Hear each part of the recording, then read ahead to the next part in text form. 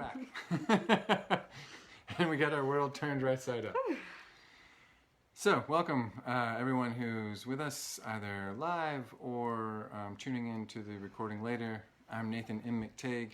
This is my partner in life and business, Natalie Christensen. And we're the co-founders of the Center for Emotional Education. And for the last 12 years, we've been supporting the world's most powerful women to have and live their best relationship lives. And today, we're going to spend some time with you talking about the important subject of why feelings suck and 4 things you can do about it. We won't spend any more time than we need to on this. We want to be quick, give you the information, and then let you get back to your life. But before we jump in, we just wanted to tell you real quick a little bit about why this work matters to us. And so part of that has to do with us being regular people growing up in the world just like everyone else, and started having children and realizing that we didn't know a whole lot about how to take care of children or the kind of right relationship to be in with our children. And so started diving into just tons and tons of research about that. And let's see, that was over 16 years ago now. And the further we went along in that path of learning about having right relationship with our kids, and then we started to support parents in that as well, the more we learned that a lot of the strategies that we use to have good relationship with our kids are applicable to all relationships. And so we began expanding both our research and our work to include working with people in relationships, whether they're with their kids or their partner or their sister or their parents or whomever. And so that's part of how we got to where we are today. And anything else you want to add to that? Yeah, so that's a good segue in that everything that we're talking about today is applicable to all relationships, whether or not, you mentioned that we learned about it for our kids, but then we realized all humans need this, and so like everything we talk about is applicable to all humans. So just keep that in mind. Like, it's not specific to a person, it is for people in general. Yeah, right. Okay, so without further ado then, let's jump into the topic for today, which is why feelings at least seem to and sometimes really suck. Yeah, we tend to not like them very much, and many of us have the goal of not having them or only having the good ones. Right. And the reason for this is because we're going to take you back in time a little bit. Ideally, when we were little, and something was going on for us, like, I don't know, a kid spit in your hair, or you were nervous about wetting the bed at a sleepover, or a drunken relative was being scary, and you were having a reaction to that, there would be this big safe person, ideally your mom or your dad that you were close with, and without any prompting from you, they would be tuned into you and recognize that something was going on for you, and approach you about it and say, hey, wow, I see something's happening for you. Do you want to tell me about it? And because you had trust in them, and you had the sense that they were safe, and you had the sense that they had the time, you would tell them about it. And then they would say, tell me more. What else? And so you would tell them about the drunken uncle, but you'd also tell them about how you've been afraid before, and as it turns out, you're really sad about this other thing. Like, you tell them more. And they would hold it all, right? They're big, they're safe, they've got room for you and your feelings. So maybe you even like climb in their lap, right? And maybe then they say, oh gosh, this sounds so hard. I would love to take this away from you and just take it onto my plate, but I can't. It's yours. But I will walk with you through it. I'll stay with you for as long as it takes for these feelings to be more comfortable and for this to lift. And ideally they would have done that a lot, and you would have had a different relationship to emotion. But they didn't. Not because they're bad people, and not because they didn't care about you, but because they were working with other modalities, or they had a bunch of emotional content themselves, or they were in their survival brains, and so they didn't. and you couldn't do it by yourself. And the reason you couldn't do it by yourself is because you were little. Your brain is not developed when you're little. So you literally cannot walk through those feelings by yourself. It's too big, it's too scary, you're not capable of it. So without that companionship through, with a big safe person shining the flashlight and looking at all the dark corners, you simply can't go in there.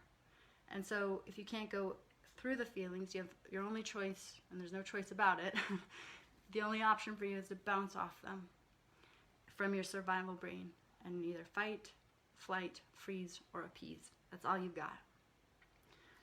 So just to underscore some of what Natalie is painting there in that picture, we should have gotten emotional support that was reliable and cozy and regular from even before we were born, but certainly as soon as we were born and from then on. And brain training, we should have gotten brain training that was repetitive and consistent modeling that showed us and guided us in healthy emotional response.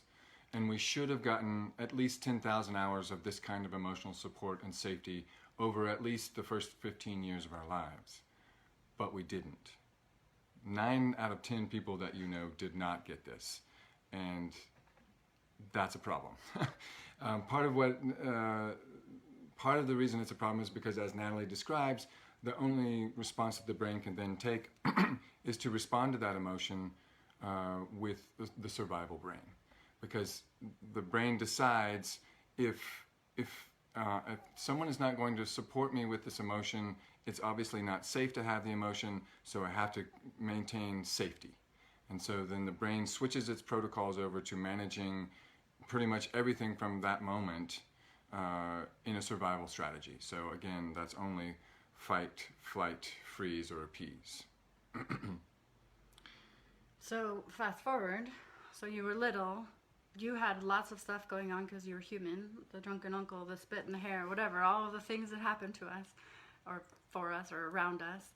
And that adult didn't crouch down and hold us and walk with us through it. They didn't do it the next time, or the next time, or the next time. Maybe occasionally, but not enough, right? Not 10,000 times. So here we are in the future as our adult selves, and emotion comes up, and we have not been wired to go through it. We've been wired to bounce off of it from our survival brain, and survival brains are terrible at emotion. Really, really, really bad at it. Like you said, fight, flight, freeze, or appease. That's the only 4 options. So here comes emotion. I'm going to yell at that person and tell them they're wrong for making me feel that way. Right? There's fight for you. That's the fight version. Yeah. Or, oh, here comes, I feel uneasy about this. I'm just not going to go. I'm going to run away. I'm just going to bail. I'm going to flake. I'm just not going to do it. Right? That's what flight looks like. Or like, here comes some tension, some conflict, and you just freeze, and you have no words, and you don't stand up for yourself, and you have no values. There's just nothing happening for you. Or appease, which that's my go-to from my survival brain, which is like, oh, you're mad at me, or oh, there's conflict. I'll say yes when I mean no. I'll overwork. I'll do something that's wrong for me just in order to get away from this feeling. So that's how the survival brain responds to emotion. And actually, when we take those actions, we unfortunately get more of that feeling. Right. So like you're feeling some shame, and so you go and you drink a bunch of beer, and you're just like, forget it. And you get in your car and you drive really fast, and then you get arrested and thrown in jail and have to like call your parents. So if you started out with some shame, then you acted from your survival brain. Well, those actions resulted in even more shame. So this is why when we were like, just move toward your anger or whatever, people were like, yeah, right. It goes bad for me. Right. I feel worse. Yeah. I'm not doing emotion. Are you kidding me? Right. And so let's just go find even more fine grain there, because what you're describing is how we get wired to respond to all of our emotion from a survival state based on those earlier experiences.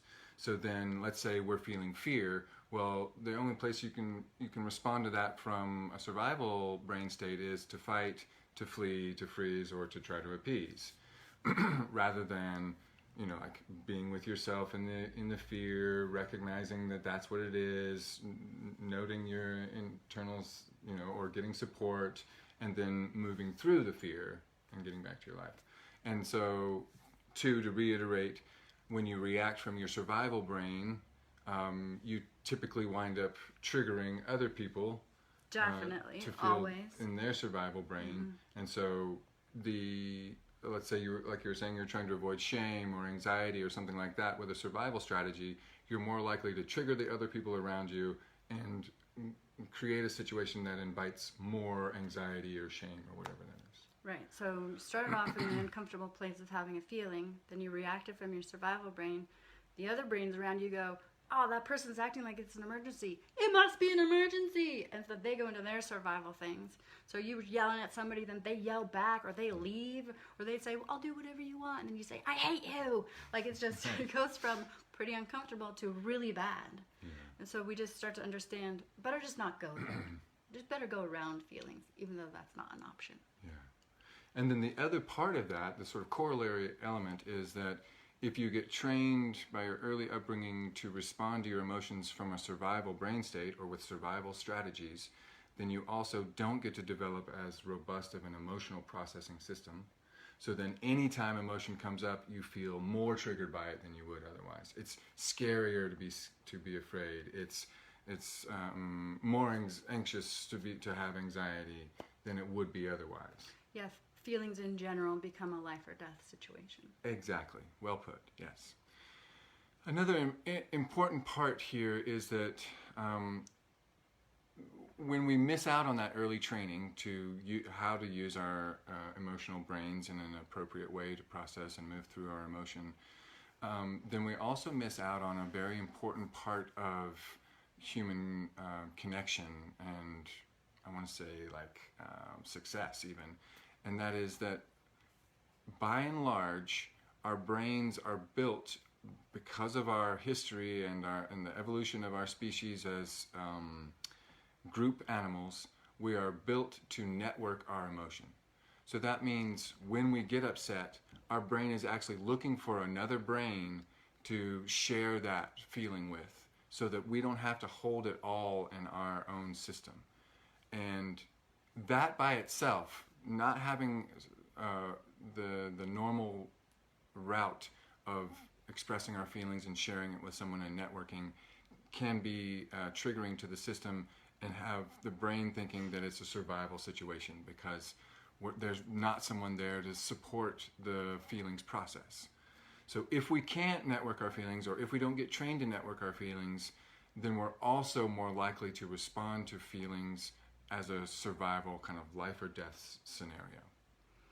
And this has ramifications, because it's not just like, oh, every month or every couple years when you get upset, you're in your survival brain. Feelings are happening all the time because we're human.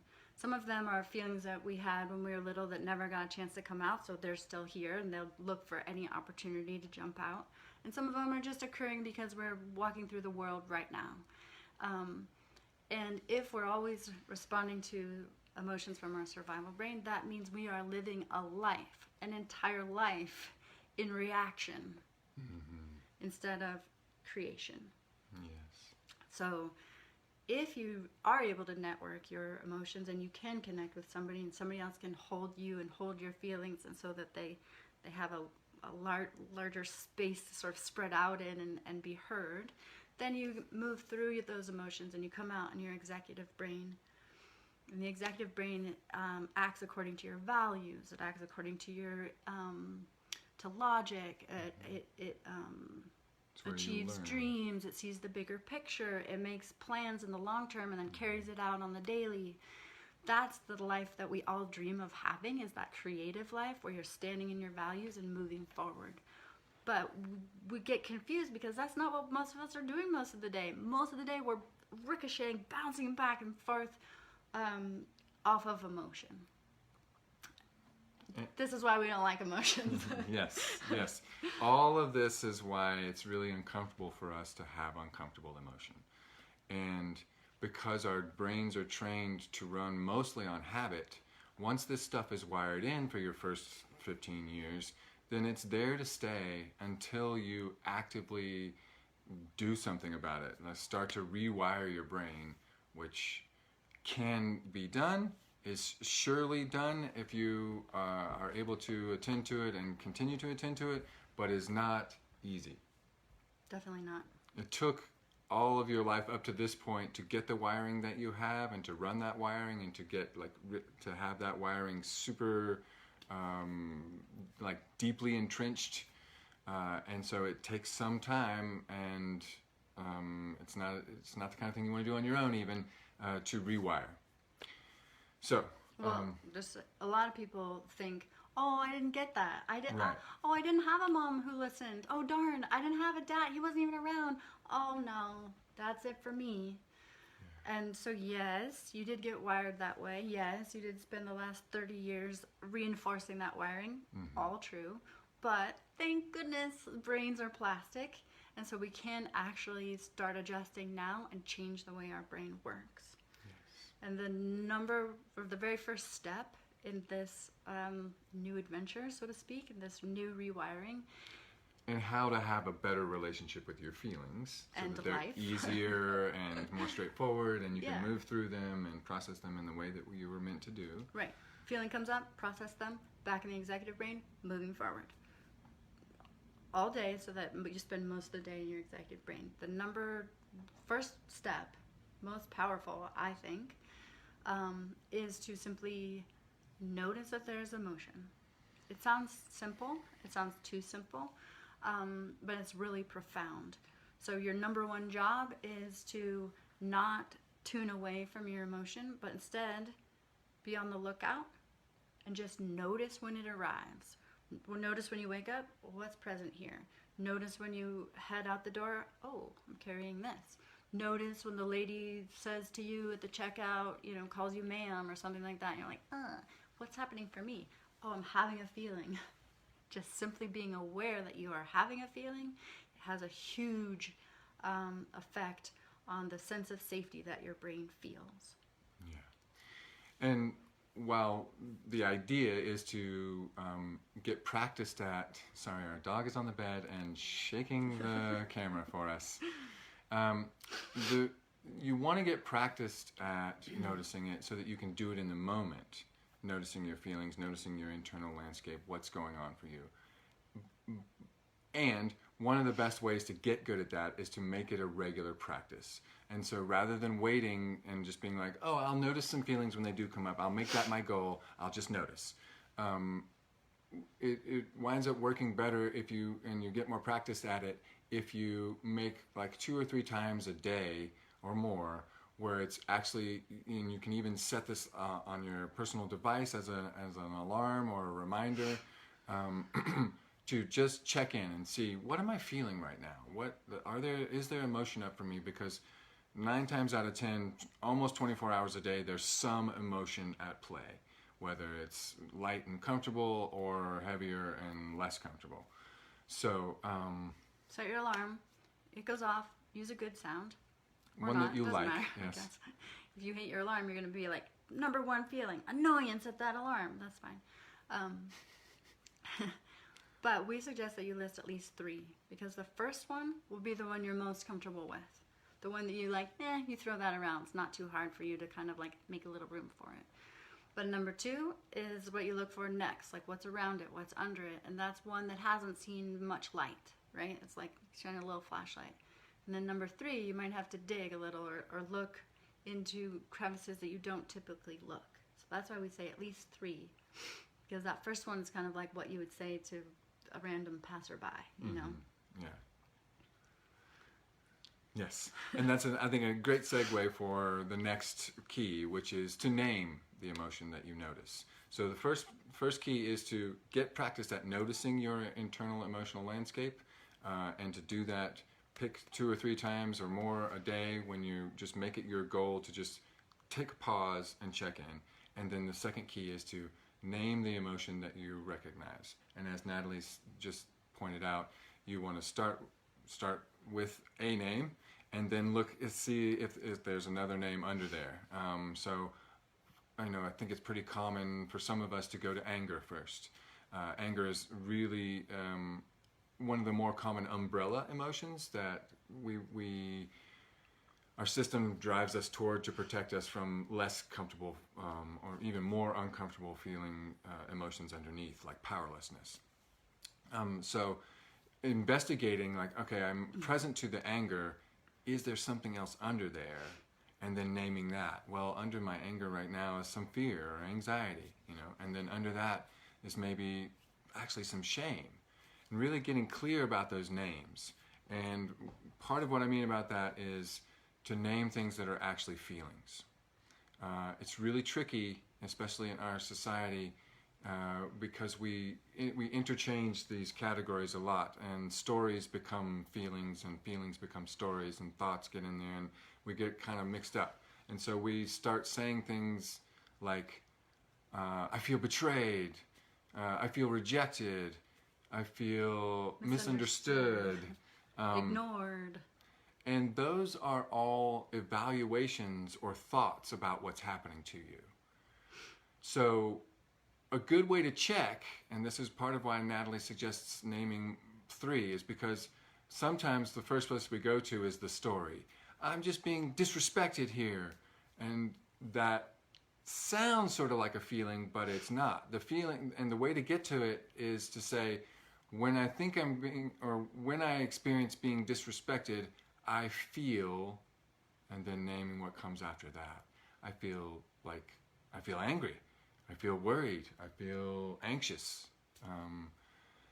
And 2, you can go to nbc.org.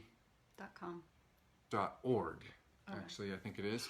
The Nonviolent Communication, the Center for Nonviolent Communication, it's actually cnbc.org. For a list, they have a great list of feelings there. I wanted to say that in our culture, some feelings are praised more than others. So like we have a culture that's driven toward joy and positivity and so there is going to, you may notice that when it's time to list your feelings, you are going to want to list like good ones. And we want to point out that your brain doesn't care if you're having, quote, positive feelings or negative feelings. It will feel safe if you're noticing that they exist. If you're noticing that it's up for you, and we'll talk about the next step, but if you're doing that noticing and that naming, it starts to feel safe enough to not trigger you into your survival brain. So even if the truth of the matter is, I feel guilty, great. You don't get bonus points for positive feelings and, like all demerits for negative feelings.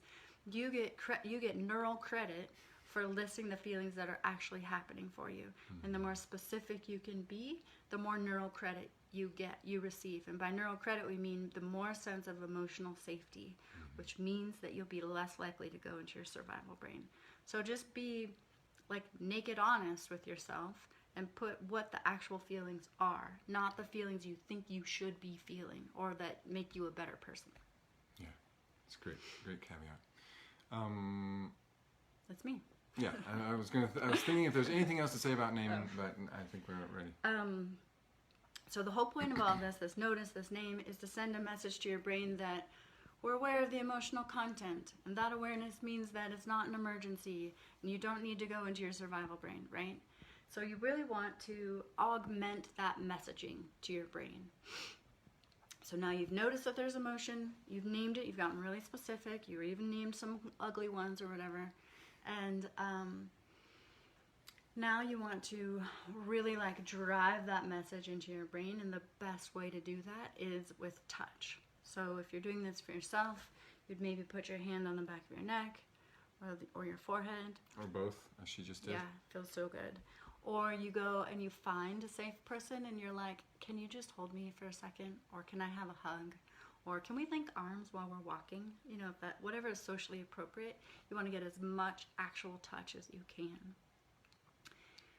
Do you want Another spot that's really great for yourself if you're not with someone is your hand to your heart, because it connects the heart meridian that comes up your palm to your heart. And if physical touch is not quite, available to you or something, we like to use a technique called, I call it, I think we both call it symbolic touch. Yeah. You call it. It's technically called emotion regulation in terms of if you want to follow up and find out about this technique and getting training in it. I call it symbolic touch. Yeah. Because it's moving through your body with your mind's eye and listing the physical sensations that are present for you. It doesn't have to be related to the emotion at all. It's just take a breath. Close your eyes too and sit down if you can. I notice my cheeks are hot.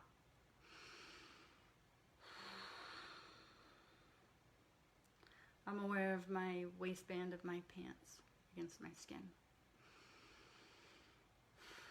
I can feel my feet on the floor. You list these sensations, and that's a way of, you've now recognized the feelings, you've named them. This is a way of digesting them, spending time with yourself in them, like being your own companion through them. And when you feel yourself kind of ready to open your eyes, that's a sign that the feeling has been processed. Like you did it. Now you're on the other side of that feeling. I would add to that too, that part of what you're doing is you're helping your brain, because as we were talking about, you're starting off theoretically in your executive brain, then your whole brain realizes there's some emotion on board that needs to be released, so then you drop down to your emotional brain, and hopefully you're able to do this process before you drop further down to your survival brain. And yet part of what you're doing when you name the emotion is you're addressing the emotional brain, and then when you start naming the felt sensations, you're telling the survival brain what's happening below the neck so that it doesn't misread those signals as indication that there's a survival threat.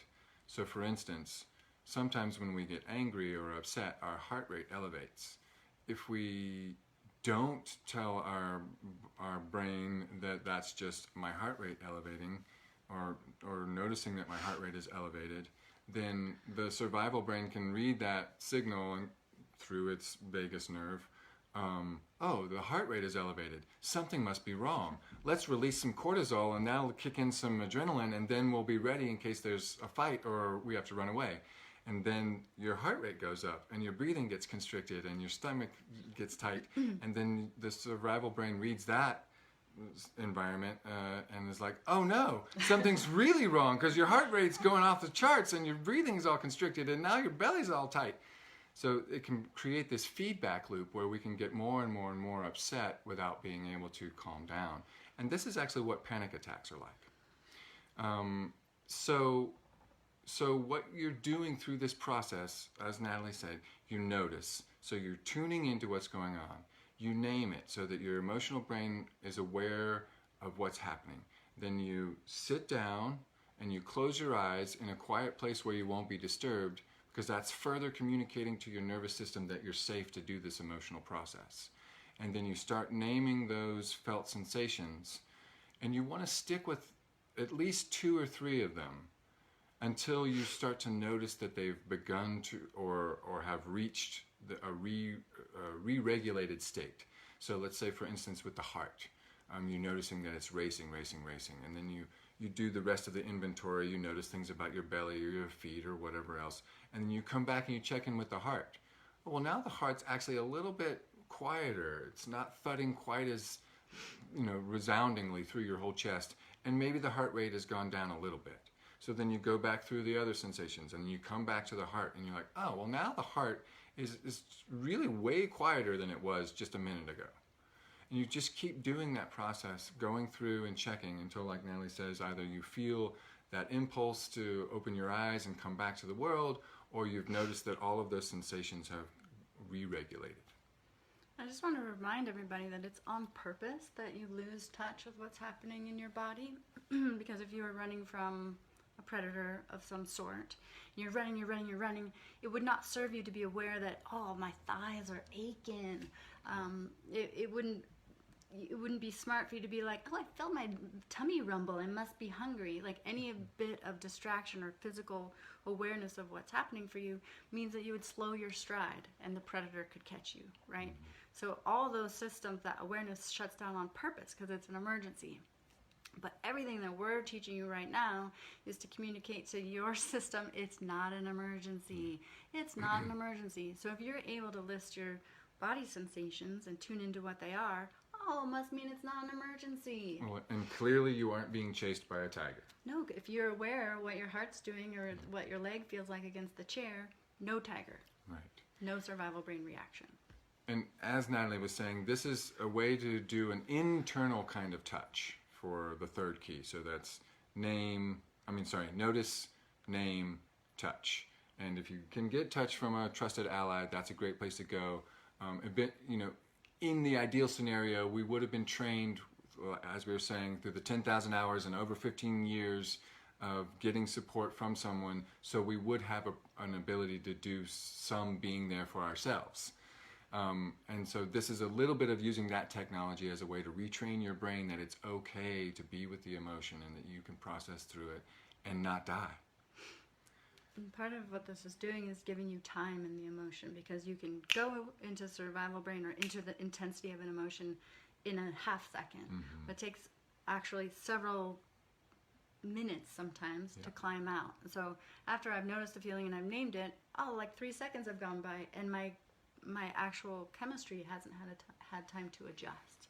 So this is a way, for me, I find it really helpful, because I have to stay in it long enough for my chemistry to catch up. Yes, well put. And so those three keys are the sort of basic pieces that you want to put into place in order to help yourself in any one moment to be with the emotion that's coming up with you, but also to retrain your brain to have an easier time being with all emotions. And then the third thing that you really get out of this is that the more you make space for the emotion that you're present to or that's with you now, the more room you have in your system for emotions that come up. And that means you have more room if some disappointment comes up to hold space for it without being utterly triggered and having to shut down and then losing the rest of your day. But it also means that you have more room for more joy in your life, which is a real important thing if you want to have more joy in your life. You need to have room in your emotional system for it. And this is a big piece of getting yourself that. But it's not enough. The fourth key is actually perhaps the most important one. And that's because knowing these things and putting them into practice is only, first of all, it's really most useful when you still have access to your intellectual brain. When you're triggered, the habits come back, and this thinking about how do I manage my emotions, or how do I be with myself in emotions, it goes out the window. And so the fourth key that's really important to making all of this stick and for you to really get everything that you can out of it and to really begin and go the distance in retraining your brain is support. And I say that because it's really easy to learn something like this, to sit in on a quick mini workshop like this and get all these cool ideas and then go away, still in your executive brain thinking, all right, as soon as the emotion comes up, I'm going to have all these strategies and I got these tools and I can put them to use. And the reality is that most people, again, when you're triggered, you forget a lot of what you learned. And because your brain is habitual and it's wired to keep running the programs that have been trained into it and that you've maintained and practiced over your whole lifetime, it's not enough to just know what to do. Right. And it's not enough to know what to do and do it one time. Right. Our brains learn this material through modeling. So we were wired by watching how our parents handled emotion. So, Dad got mad, Mom ran to the other room. Got it, right? Well, it was modeled for us again and again and again. So that's now how we do it. So, yeah, learning these things, awesome, goes into your executive brain, perfect. But you're more likely to turn it into a habit if somebody is modeling how it works. So when we say support, we mean getting with somebody like us who then does it to you, with you, walks with you through that feeling, is curious, makes space, provides that emotional safety, and then your brain receives that and is like, oh, I like it. And then you get a neural reward for it, and then it's more likely to be attuned to doing that the next time. Show up on another call, it's modeled for you again. Oh, I like it. Neural reward, now even more attuned to doing that. So you have to sort of massage it into availability, and then you can actually access those tools that you learned in class or whatever. Right. And it's interesting the way you're putting that too, because part of what happens each time that you're doing it is like you get that neural reward, which then makes it easier to do it again soon. But if you wait a while, then it's back to being as hard as it was. So there's that repetition that aids in learning, but then if you stay with it and you're getting support and you're continuing to do this process over and over again, you move from just getting a little chemical reward to do it again to and toward rewiring the way your brain is, the synapses are actually shaped and the way the neurons are connected in your brain. And that takes time, but as you go further down that road, then those new wiring, new synapses get coated with myelin, and so they get faster and faster and better, and you're trimming away the old things that you no longer use, and so those old habits are falling away. So it's a long-term process, and it's the difference between just hearing something and thinking, oh, that's cool, and actually really getting it internalized. And I like to think of it as, rather than someone just handing you a tool and being like, there you go, there's a cool tool, it's like actually getting the tool in your hands and having them ready and knowing how to use them. And not just knowing how to use them, being so comfortable using them that you don't even have to think about it anymore. Right. Did you have something you wanted to add to that? Oh, I was just saying, we call it a process, but what happens is that at first you're like, oh, what do I do? Okay, but then with more support and more support, it goes from slow to fast toward, a little ways in, it starts to really move quickly. And the people that we work with don't even remember how, we have to like go back in our notes and be like, remember how you couldn't leave the house? Yeah. Remember how you hated your partner? Remember how you thought you would be alone for the rest of your life? That's not where you are now. Oh my gosh, right? Because it's the kind of, with support, is the kind of learning that you don't realize you're learning it. Mm-hmm. It's just becoming the way that you do it. Mm-hmm. Yeah. And while we work with people in lots of different ways to support them with this kind of work, we do one-to-one work, and we also do workshops like this and longer mini courses that we do online. The thing that we're really excited about right now, and that we want to just share with you a little bit about, is a retreat that we have coming up this May. Yeah, it is now 2020, so I can say this May. And we're going to be in Hawaii on the Big Island, and we're going to spend a week learning not just about these processes and how to implement them, but actually having like boots on the ground, if you will, and training and retraining, and you have us there with you to see how you're navigating and see how the process is going for you, and augment it and support you in getting better results, so that at the end of the week you walk away with not just the know-how, but a feeling in your body and in your bones of how to do this work, so that you can go forward more easily and get further faster. At the beginning of this call, we said ideally you would have had this big, safe person that helped you process your feelings when you were little. Well, I think of the retreat as that, like both the space and the community and us, like we are the big lap. And you climb up onto our laps, and we hold that space for you so that you're brave enough to look into those nooks and crannies and see some of those layers that it hasn't been safe enough for you to look at. And then, so you will have moved through that emotion and you come out the other side, and that's when we hand you a tool, right? When you're in the part of your brain that can receive it.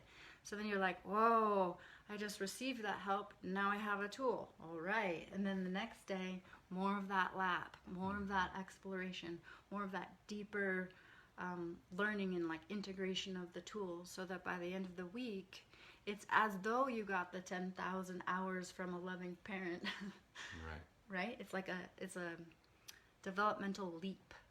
From the first day to the last day, you have actually done some evolution, some actual rewiring, so that it's not just at the end of the retreat, oh, I had so much fun in the sun, I got a massage. Not just self-care. And not just that. It is Which that. means there is that. It is that, and that's part of that safe lap. But it's more than that. You actually are a different person by the end of the week, because you have rewired your brain significantly in that time. And we not only go through how to support yourself and work through and process your own feelings and make feelings easier and more comfortable for you and get more out of them, but we also train you to do this in your relationships. So how to hold space for other people, how to ask for your partner or significant other or trusted ally to hold space for you, how to do it with even with people that you aren't particularly close with. What are some other, just trying to think of other elements of where we're, so Wherever you go, you'll impact. have these tools, and you'll not only know how to work with them for yourself, but also how to support others in the same process so that they can move through their feelings more easily too. Right. So instead of like having your mother-in-law go to therapy with you, you do work like this, and then how you interact with that mother-in-law changes the relationship. So it's different, she's different, and you didn't have to make her do anything or say anything or be different in any way. You've just naturally affected that because you are no longer interacting with her from your survival brain. Yeah. And so the other sort of other end of this, the training that we're offering in this week, and part of the experience that you'll get, is learning how to hold space for feelings for yourself and for others, and how to navigate that together in all of your relationships. But then additionally, how to use the feelings process to support both you and your significant other, or your partner, your child, your parent, or whomever you're cross with in cooperation with, to get back to your executive brain so that you can then make arrangements, agreements, contracts, pacts, or do creative problem solving together, so that all of the things that you actually do need to address, issues in your life, scenarios that need to be fixed. If you should move, where you should move, Right. Should you take the other job, what do we do about the other thing, or what about the other thing? Yeah. Are much more easily attended to because you and the person that you're working with have more access to your executive brain. So it winds up becoming this whole system of how to work together with yourself and with the people that you love and that are in your community in a way that supports everyone to have more success in all of your endeavors. We call the retreat Real Life Magic because we're interested in your life, actual life, being better than it is, to being one of creation rather than one of reaction. So this is like magic that you actually weave into a particular moment so that it's a moment of creation instead of a moment of reaction. Yes, that's really beautifully put. Thanks. Yeah, so that's something we're really excited about, and it's the kind of support that we're offering right now that could really help you become the kind of person who is like, oh, feelings? Got it. No problem. I can manage those, and regardless of what the feeling is. And that means you become the kind of person who, like, you're actually moving through the world in a magical way, because things that come up for you are less triggering. And when you are triggered, you're able to move through that triggering more easily and then get back to attending to any issues if there are any. But you'll also find that more and more frequently, once you've been able to move through the feelings, the issues just shrink and disappear on their own. So it's not only because it becomes so much easier to address them in your executive brain, but you also find that a lot of the issues that you're responding to or reacting to are really about getting at and having an opportunity to release this feeling or set of feelings that you have inside you that are resonating with that instance. I think of them as like trains. It's like, oh, there's a train going by, and the feeling's like, yeah, I'm going to get on that one. And so then you're like, oh, this train's a real problem. It's in the way. But it's actually just a vehicle for that feeling to come out. If you learn how to go ahead and do the feeling, you don't need any of these trains anymore. So you just have simply fewer triggers in your life. Yeah. So again, we're talking about offering support around this, and these are some of the benefits that you can get from it. We're going to be doing that in an extremely beautiful location on the Big Island of Hawaii, near Kona, and we'll be there for 7 days, living the aloha life, in addition to doing this deep work together in a very safe community with other like-minded people who you will then be able to maintain relationships if you want for the rest of your life, and have already a community of people who are involved in this work with you and to whom you can refer and rely on to support you in addition as you move forward in this work. And then you also get access to us, which is pretty amazing by itself. We work with our folks one-to-one, and our most extensive program is a year-long program that's currently $5,000. This is a way to work with both of us for Same price, double your money, basically. Basically, yeah. I think that's where you're going. Yeah, and more hands-on too, rather than a call, call here, call there, or call every other week or 3 times a month. This is us with you all day, 7 days of the week, down in it, working with you on it. So it's an unparalleled access to the kind of support that we can offer, and the knowledge that we collectively have gained over our 16 years of studying this now. And we're keeping the group small. We're capping it off at, did we decide 12? 10, but if there's a couple couples, then we'll go 12. Yeah. So around 10 to 12, it's going to be very intimate. We take care of the accommodations, and we'll take you around to see some beautiful places on the island, and give you an opportunity to swim with some dolphins if that's something that you're interested in. And then you get to come home essentially from one of your life's best vacations, a totally different and more empowered person. You really can't ask for more than that. I'm really into it. Yeah, me too. All right. Well, that's enough about that. We do want to encourage you, if you want to get support with working on these things and the retreat is not right for you, or working with us is not right for you, we totally understand that. We only want you to do something like that if you're fully aligned with it. But in any case, it's so important for you to continue to get support with this piece, because we're not meant to do this alone. It took however long, again, however old you are, to get the training and the programming that you have. You don't need to try to undo it all by yourself. And you'll get further and way more comfortably if you do it with some support. So again, those keys, just one last time, really quick: notice, name, touch, get some support.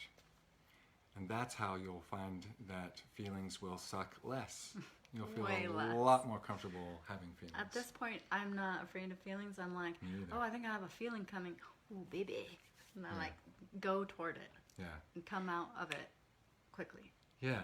It also means that I'm less worried about particular issues, because I know if I feel upset about it, then I can be with myself or get some support from you around the upset, and then I'll feel better, and then the issue won't be as big of a deal. And bonus, our connection skyrockets. So like, it's not even a bad thing anymore. Yeah. Love that. All right, thanks so much for being with us today. Whether you're tuned in with us live or you see this video later, we just are so glad to be here with you, and love you all so much, and feel like this is our life mission, to be offering this work to folks. And so we're just overjoyed to be here with you, offering it to you, sharing with you what we know. We hope you have a lovely day, and we hope you have an easier time with your feelings moving forward. Bye. Be well.